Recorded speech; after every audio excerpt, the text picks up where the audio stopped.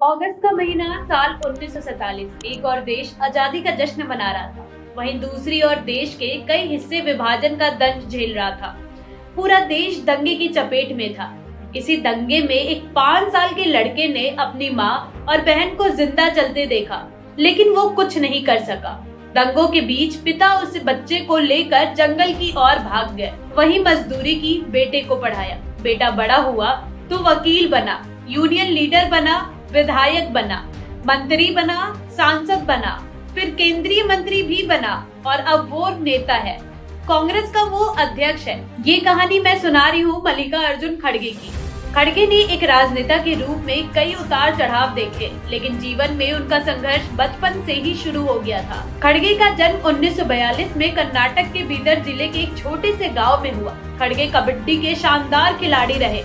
अगर वो राजनीति में नहीं आते तो शायद कबड्डी खेल रहे होते। खड़गे अपना पहला चुनाव अपने कॉलेज में लड़े थे। जिस मिल में इनके पिता श्री काम करते थे, उसी मिल के खड़गे को लीगल एडवाइजर बनाया गया।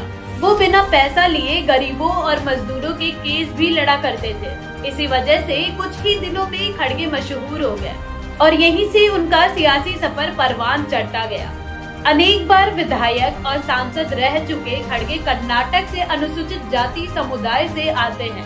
उन्होंने पहली बार कर्नाटक राज्य विधानसभा चुनाव के लिए 1972 में चुनाव लड़ा और जीत भी हासिल की। 1972 से 2008 तक खड़गे इसी सीट से विधायक चुनकर आते गए। 2009 से 2019 तक वो लोकसभा सदस्य रहे। 2014 से 2019 के बीच विपक्ष के नेता रहे। 2021 में खड़गे को राज्यसभा में कांग्रेस के नेता सदन बनाए गए। 2022 में खड़गे पार्टी के राष्ट्रीय अध्यक्ष चुने गए। 17 अक्टूबर 2022 को हुए चुनाव में उन्होंने शशि थरूर को भारी अंतर से हराया।